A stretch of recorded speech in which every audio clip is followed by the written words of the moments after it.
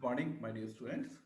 Myself, Dr. Avnish Sharma, Associate Professor in Chemistry, MLB Government College, Bhilwara. Dear students, हम लोग last class तक हमने शुरू किया था MSc जो आपका थर्ड सेमेस्टर है उसमें जो पेपर 14 है केमिस्ट्री ऑफ लाइफ वो हम पढ़ रहे थे. उसमें जो एंजाइम है यूनिट सेकंड है वो हम लोगों ने शुरू कर दिया था और उसका जो इंट्रोडक्शन है एंजाइम का, उसका जो हिस्टोरिकल पर्सपेक्टिव है वो हम जान चुके थे कि एंजाइम और कैटलिस्ट जो होता है उसमें क्या फर्क होता है. तो एंजाइम को हमने कहा था बायोलॉजिकल कैटलिस्ट और जो अदर कैटलिस्ट उनको हम कहते हैं केमिकल कैटलिस्ट. इस तरह हमने उनको बाइफरकेट किया था. उनमें क्या डिफरेंसेस होते हैं उनको भी हमने देखा था कि जो एंजाइम होते हैं वो प्रोटीन से बने हैं, बहुत ही कॉम्प्लेक्स मॉलिक्यूल हैं, जबकि जो केमिकल कैटलिस्ट हैं वो बेसिकली मेटल्स हैं. ये सब हमने देखा था उनकी स्पीड के बारे में, उनकी स्पेसिफिसिटी के बारे में कि जो एंजाइम्स होते हैं वो बहुत ही स्पेसिफिक होते हैं तो उनमें साइड प्रोडक्ट्स बहुत कम होते हैं, जो बनता है वो अच्छा ही बनता है. जबकि जो केमिकल कैटलिस्ट हैं वो इतने स्पेसिफिक नहीं होते हैं. एक ही जो कैटलिस्ट है वो कई सारे रिएक्शन को कैटलाइज कर सकता है. ये सारी चीजें हमने देखी थी. इंट्रोडक्शन एंड हिस्टोरिकल पर्सपेक्टिव ये हम देख चुके थे. एंड इसके बाद में लास्ट क्लास थी उसमें हमने properties of chemical and biological catalyst शुरू कर दिया था. और जो प्रॉपर्टीज इसमें नॉमेनक्लेचर, क्लासिफिकेशन ये हम पढ़ रहे थे. तो नॉमेनक्लेचर क्लासिफिकेशन के अंदर हमने क्लासिफिकेशन देख लिया था. 6 पैरामीटर दिखाए थे हमने. मैं आपको शेयर करता हूँ जस्ट मिनट. तो ये हम देख चुके थोड़ा सा एंजाइम के बारे में. Living system are formed by vast variety of biochemical reactions, almost all of which are mediated by a series of significant biological catalysts that is known as enzyme. तो ये सब हम बता चुके थे. चलते हैं आपके लिए. ये केमिकल एंड बायोलॉजिकल कैटलिस्ट जो मैंने अभी आपको बताया.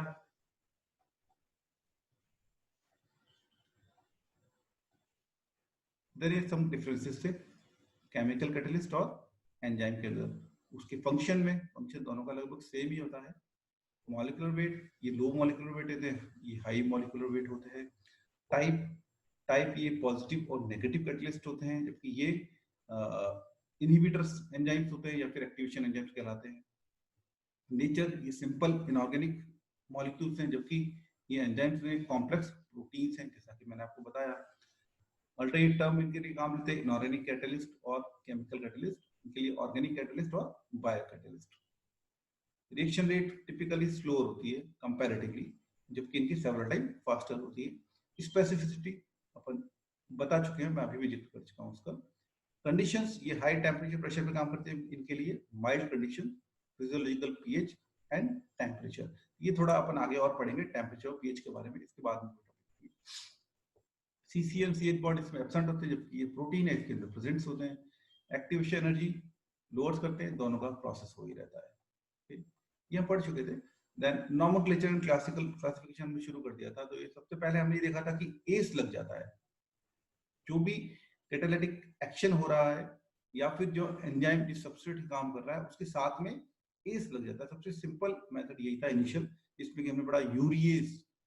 अगर हाइड्रोलाइसिस ऑफ यूरिया हो रहा है. फ्यूमेरेज जैसे conversion of fumaric acid to malic acid हो रहा है, तो सबस्ट्रेट है फ्यूमेरिक एसिड, उसके अंदर एस लगा दिया, फ्यूमेरेज. ये हो गया एंजाइम का नाम. तो इस तरह नॉमेनक्लेचर किया गया. इसके बाद में 6 पॉइंट हमने देखे थे कि substrate acted upon the enzyme, कि जिस सबस्ट्रेट पे एंजाइम काम कर रहा है, तो कार्बोहाइड्रेट कार्बोहाइड्रेट काम हो रहा है इस तरह. दूसरा देखा था टाइप ऑफ रिएक्शन कैटलाइज. तो जैसे डिहाइड्रोजिनेस हो रहा है तो डिहाइड्रोजिनेशन हो रहा है, उसको कहते हैं हमने डिहाइड्रोजिनेसिस. ऐसे यहाँ दोनों ले लिया, substrate acted upon and type of reaction catalysed. तो सक्सिनिक डिहाइड्रोजिनेस, तो किस पे हो रहा है? सक्सिनिक एसिड पे. क्या हो रहा है? डिहाइड्रोजिनेशन. चौथा था सब्सटेंस दैट इज सिंथेसाइज्ड. इसकी बहुत ही रेयर एग्जांपल्स हैं, जैसे एक रोडोनेज जो कि रोडोनेट बना रहा है. रोडोनेट एक सब्सटेंस जो बन रहा है, प्रोडक्ट हो गया, उसके नाम पे रोडोनेज हो गया. Then substance hydrolysed and the group involve. तो जो सब्सटेंस हाइड्रोलाइज हो रहा है वो और कौन सा ग्रुप इन्वॉल्व है, जैसे फर्स्ट कार्बोहाइड्रेट हाइड्रोलाइजिंग एंजाइम, ये कौन सा हो गया? Glycosidase. Lipid hydrolysing enzyme lipase, then oxidation reduction enzyme है कुछ, ये प्रोटीन हाइड्रोलाइज, ये सब हम पढ़ चुके थे। उसके बाद में केमिकल कंपोजिशन के आधार पर हमने बांटा था। सबसे पहले तो वो एंजाइम जिनमें सिर्फ प्रोटीन होता है, जैसे पेप्सिन, ट्रिप्सिन, यूरियल, ये सब नाम हम जानते हैं। उसके बाद में एंजाइम जिनके पास प्रोटीन है साथ में एक मेटल आयन या कैटायन भी है, जैसे कार्बोनिक हाइड्रेज जिसमें कि जिंक +2 एज ए कैटायन है, टायरोसिनेज जिसमें कॉपर +2 है, प्रोटीन साथ में है, ये ध्यान रखिएगा।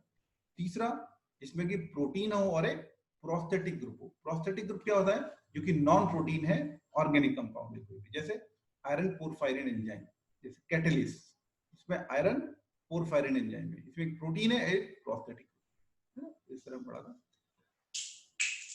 देन ये हम पढ़ रहे थे जिसमें हमने international union of biochemistry and molecular biology IUBME, उसने 1962 में एक रिपोर्ट सबमिट किया था, जिसको बाद में 1964 में रिवाइज किया गया। उसमें उन्होंने बताया था कि 6 तरह के ग्रुप हैं जिनमें कि एंजाइम को डिवाइड किया जाता है। अब जो अद्यतन है, जो एडवांस है, आज के डेट में यही एक ग्रुप क्लासिफिकेशन चलता है। बहुत ही टिपिकल है हालांकि, लेकिन हम उसको थोड़ा पढ़ेंगे क्योंकि हमारे कोर्स में है, थोड़ा समझने की कोशिश भी करेंगे, कुछ याद करना पड़ेगा, कुछ समझना पड़ेगा। 6 ग्रुप्स में बांटा है। सबसे पहला है ऑक्सीडो रिडक्टेज, ठीक है। तो इसमें क्या हो रहा है, हमने ऊपर 6 पढ़े, 7वां जो पढ़ा, 7वें में था overall chemical reaction taken into consideration for systematic functional classification and nomenclature of enzyme. तो जो रिएक्शन हो रही है, अब तक ये पढ़ रहे थे हम कि सबस्ट्रेट कौन सा काम आ रहा है, प्रोडक्ट कौन सा बन रहा है, ठीक है, ये देखा हमने, या फिर रिएक्शन कौन सी हो रही है। अब क्या है, ओवरऑल केमिकल रिएक्शन यहाँ कंसीडर कर रहे हैं। तो ये सबसे पहली है ऑक्सीडो रिडक्टेज, जिसमें ऑक्सीडेशन रिडक्शन हो रही है, ट्रांसफेरेज ग्रुप ट्रांसफर हो रहा है, हाइड्रोलेज हाइड्रोलाइटिक रिएक्शन हो रही है, लाइसेज एडिशन और loss of group of double bond हो रहा है, आइसोमेरेज आइसोमराइजेशन रिएक्शन हो रही है, नाम ही बता रहा है, ligase synthesis of condensation of 2 group requiring ATP। ये सारे जो ग्रुप्स थे यहां तक हमने लास्ट में पढ़ लिया था। अब हम इनको 1 बाय 1 डिस्कस करेंगे। ये भी हम पढ़ चुके थे। एंजाइम कमीशन नंबर इंटरेस्टिंग था, एंजाइम कमीशन नंबर, है ना। फर्स्ट जो नंबर है 4 डिजिट का होता है, एक बार और बता देते हैं।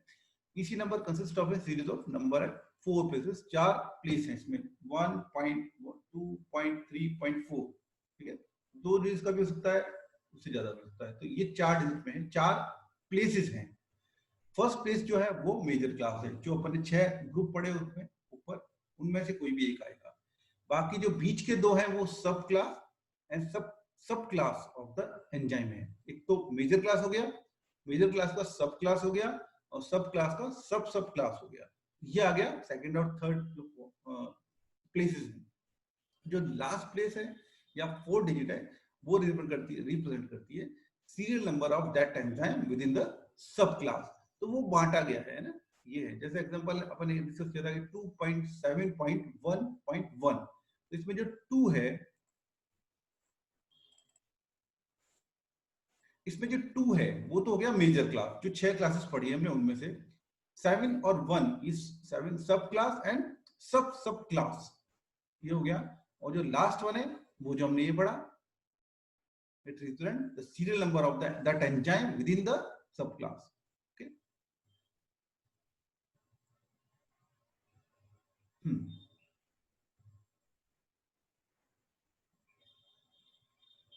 अब हम एक एक करके पढ़ते हैं।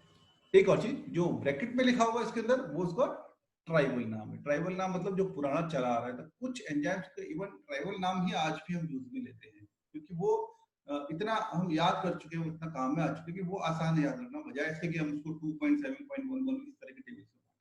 सबसे पहले हम जानेंगे ऑक्सीडो रिडक्टेज। ऑक्सीडो रिडक्टेज जैसा कि नाम ही बता रहा है, ऑक्सीडेशन और रिडक्शन से मिलकर बना। इसको याद करने का तरीका है ऑक्सीडो रिडक्टेज, ऑक्सीजन रिडक्शन, और लास्ट में लग गया एस, जो एएससी हमने सब में लगाया। तो ऑक्सीडो रिडक्टेसिस है ना, ये एंजाइम हो गया। ये एंजाइम कौन सा है, जो कि एक रिएक्शन में ऑक्सीडेशन रिडक्शन करे।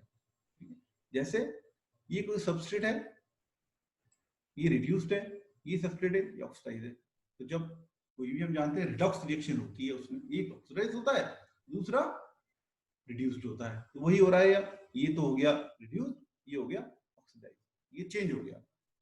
इसमें जो एंजाइम इंक्लूड है वो कहलाता है, इस तरह का जो कैटेलाइज करता है एंजाइम उसे हम कहते हैं ऑक्सीडो रिडक्टेज एंजाइम। ठीक है, इसमें कौन कौन से ग्रुप होते हैं? इनमें CHOH ग्रुप है, C डबल बॉन्ड है, CH है, CHNH2 ग्रुप है। ये सारे रिएक्शंस है, इनमें इलेक्ट्रॉन ट्रांसफर रिएक्शन होती है, क्योंकि रिडक्शन क्या है? इलेक्ट्रॉन ट्रांसफर है, इलेक्ट्रॉन का जाना और इलेक्ट्रॉन का आना, ये तो ऑक्सीडेशन रिडक्शन होता है। तो वही यहाँ हो रहा है, तो इलेक्ट्रॉन ट्रांसफर रिएक्शंस हैं, ऑक्सीडेशन रिडक्शन इन्वॉल्व है। इस तरह के जो एंजाइम है वो कहलाते हैं ऑक्सीडो रिडक्टेज। ये होगी इसकी मेजर क्लास, ध्यान रखिएगा। अब इसमें सब क्लास और सब क्लास है, वो इसके एग्जांपल है। तो सबसे इंपॉर्टेंट कुछ इंपॉर्टेंट सब क्लासेस हैं इस एंजाइम की, वो हम देख लेते हैं। 1.1 ये जो CHOH, हमने कुछ ग्रुप यहाँ देखे थे, तो जो CHOH ग्रुप है एज इलेक्ट्रॉन डोनर, इलेक्ट्रॉन दे रहा है ना, तो ऐसे ग्रुप्स पे जब एंजाइम एक्ट करे वो भी क्या है? ऑक्सीडो रिडक्टेज है। और उसकी सब क्लास है 1.1, तो उसको इस तरह लिखेंगे 1.1.1। इसका एग्जांपल है alcohol NAD oxido reductase enzyme. ठीक है, इसका ट्राइबल नाम हो गया अल्कोहल डिहाइड्रोजिनेज, अल्कोहल डिहाइड्रोजिनेज। तो इसमें क्या हो रहा है?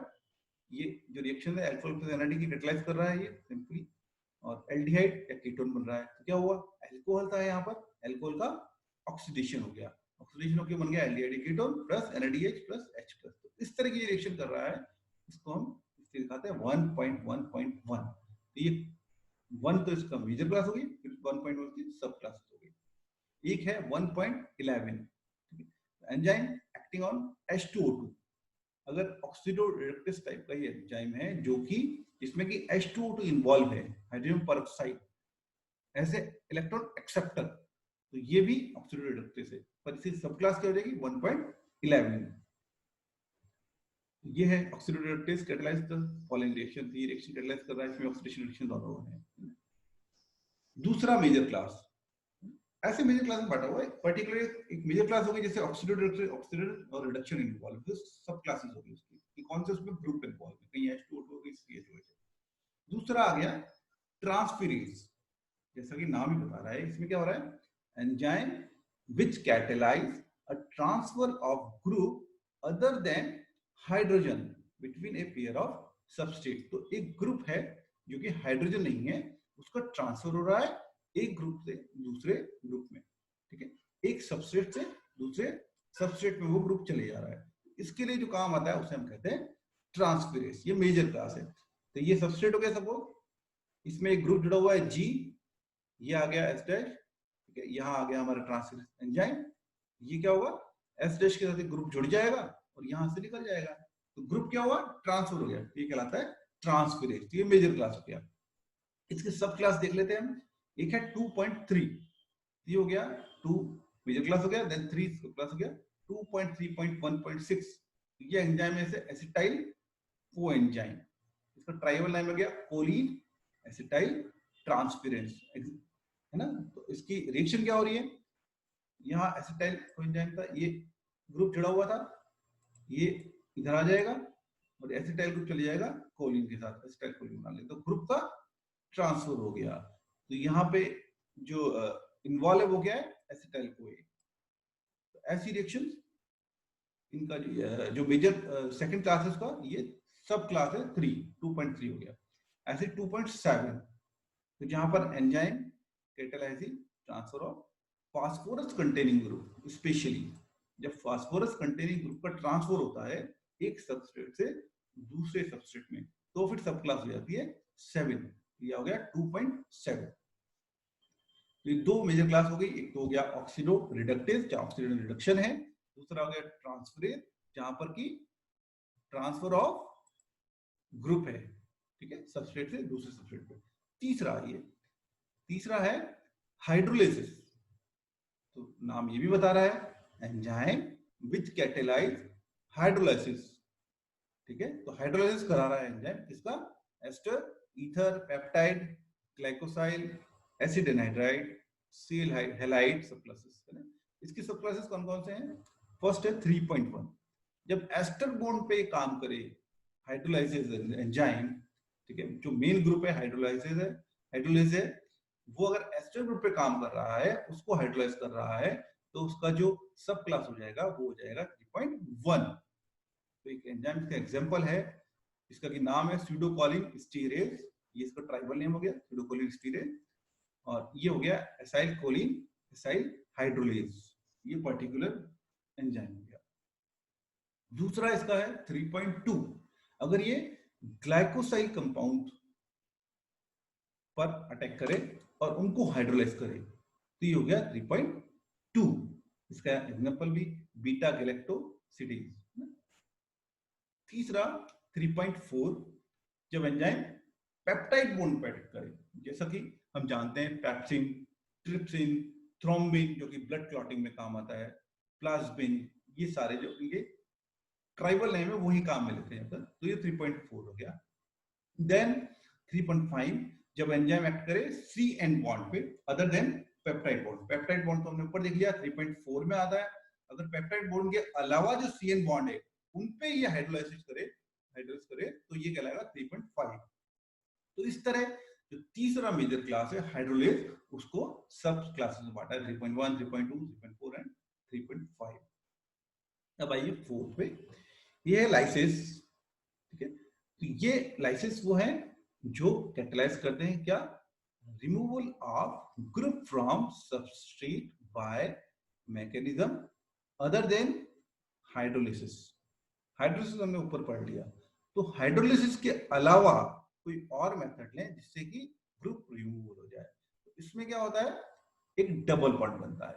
इसका जो मेजर इसको पहचानने का तरीका है कि ये लाइसिस है या नहीं है, इसमें ये डबल बॉन्ड बनता है, ठीक है, क्योंकि इसमें हाइड्रोलिसिस नहीं हो रहा है, ठीक है। तो जैसे एक सबस्ट्रेट है, इसमें से XY निकल जाएगा, पीछे डबल बॉन्ड छोड़ जाएगा। ये एंजाइम में ही एक्ट करता है, CC bond, CO bond, CN bond, CS bond, इन सब बॉन्ड। इसका भी सब क्लासेस बांटा है। 4.1 CC लाइस, जब CC बॉन्ड इन्वॉल्व है ना, जैसे ये वाला हमने देखा, तो वो कहलाएगा CC लाइसिस। इसका एग्जांपल हो गया एल्डोलाइस। दूसरा ये इसका सब क्लास हो गया, सब क्लास हो गया। ऐसे ही 4.2 ये CH लाइस, अगर CH बॉन्ड पे वो अटैक करा, CH बॉन्ड में से निकलते हैं दो ग्रुप और वो डबल बॉन्ड पीछे रहता है, ये कहलाता है, ये है फ्यूमरेज इसका एग्जांपल जैसे है। फिर है 4.3, जब CN बॉन्ड पे अटैक करे तो ये कहलाता है हिस्टेडेज। इस तरह बांटा जाता है, ये है लाइसिस। जब हाइड्रोलिसिस के अलावा और कोई मेथड हम काम में ले रहे हैं, है ना, ग्रुप रिमूवल के लिए, और पीछे क्या रह जाता है, डबल बॉन्ड रह जाता है, तभी कहलाता है लाइसिस। इसके बाद में है isomerase. Isomerase as the name imply, इससे भी समझ में आ रहा है क्या है, enzyme which catalyses interconversion of optical, geometrical और पोजिशनल आइसोमर्स, ठीक है। इंटरकन्वर्जन हो रहा है, तो ज्योमेट्रिक आइसोसिस और ट्रांस में इंटरकन्वर्जन करा रहा है, तो वो कहलाएंगे आइसोमरेज। तो ये कराते कैसे, इंट्रामोलिकुलर रीअरेंजमेंट होता है एटम का या ग्रुप का, ये कहलाता है आइसोमरेज। इनकी सब क्लासेस हैं 5.1 जैसे रेसिमेज एंड एपिमेरेज, है ना। 5.2 सिस ट्रांस आइसोमरेज, बता रहा है नाम ही कि सिस ट्रांस आइसोमरेज में सिस जो आइसोमरिज्म है उसमें इन्वॉल्व है। तीसरा 5.3 ये कहलाता है इंट्रामोलिकुलर ऑक्सीडो रिडक्टेसेस। तो इस तरह इसको सब क्लासेस में बांटा गया है। उसके बाद लास्ट वन लिगेसेस, ठीक है, ये थोड़ा इन सब से अलग है। This category includes enzyme catalysing reaction forming CO, CS, CN and CC bond. तो वो रिएक्शंस जिनमें कि ये बॉन्ड बन रहे हैं, उन रिएक्शन को ये कैटलाइज करता है, ठीक है। और इसमें इंपॉर्टेंट क्या है, linking together of two compounds utilising the energy made available due to simultaneously breaking of phosphorylate bond in ATP और सिमिलर कंपाउंड। तो ये लिगेसेस एंजाइम है, ये वो एंजाइम है जहां पर कि दो कंपाउंड को लिंक कर रहे हैं, और लिंक करने के लिए जो एनर्जी है वो मिल रही है ATP से। तो अगर ATP भी इन्वॉल्व है, एडेनोसिन ट्राइफॉस्फेट जो हम लोग जानते हैं, बायोलॉजी वाले ज्यादा अच्छे से जानते हैं, तो अगर ATP ब्रेक हो रहा है, फॉस्फोराइलेट बॉन्ड ब्रेक हो रहा है, उससे जो एनर्जी मिल रही है वो यूटिलाइज आ रही है बॉन्ड लिंक करने के लिए, ठीक है, तो ये कहलाएगा लिगेसियस एंजाइम। इसकी सब क्लासेस हैं 6.2 जिसमें CS बॉन्ड फॉर्मेशन हो रहा है, जैसे एसिटेट कोलिगेस AMP कहलाता है। 6.3 ये CN बॉन्ड बना रहा है। 6.2 1.2 ये इसका सब क्लासेस हो गया, तो ये एल ग्लूटेमेट अमोनिया लिगेस जैसे है ADP। ऐसे ही 6.4 विच CC बॉन्ड बना रहा है वो, ये आ गया एसिटाइल कोए CO2 लिगेस। तो इस तरह ये मेजर क्लासेस, देन सब क्लास, देन सब क्लास में बांटा जाता है। तो ये 6 इंपॉर्टेंट एंजाइम के क्लासिफिकेशन हैं, 6 ग्रुप है मेजर। तो ये आपको एक बार टेबल याद कर लीजिए, oxidative, transferase, hydrolysis, lysis, isomerase, ligase. मेरे ख्याल से क्लासिफिकेशन और नॉमेनक्लेचर अब लगभग कंप्लीट हो गया है अपना। तो आज की डेट में अगर बात करें तो मोर देन 2000 एंजाइम आइडेंटिफाइड हो चुके हैं, ठीक है, और हर एंजाइम बहुत ही स्पेसिफिक है, क्योंकि एंजाइम की प्रॉपर्टी ही ये है, ये उसका गुण है, ये उसकी क्वालिटी है, और ये उसको कैटलिस्ट, जो केमिकल कैटलिस्ट है उससे अलग बनाती है कि इसमें स्पेसिफिसिटी होती है कि एक एंजाइम अधिकतर, सामान्यतः एक्सेप्शंस आर देयर, कि एक एंजाइम एक रिएक्शन को ही कैटलाइज करता है, तो इसलिए बहुत ही स्पेसिफिक है, सबस्ट्रेट स्पेसिफिक होते हैं ना, ठीक है। नाउ सेकंड जिसका भाग है वह है कैटालिटिक पावर और कैटालिटिक नेचर और इफेक्टिवनेस। इसके बारे में हम नेक्स्ट क्लास में पढ़ेंगे, कैटालिटिक पावर और कैटालिटिक नेचर। अब हम ये जानते हैं कि जो एंजाइम है वो प्रोटीन से बना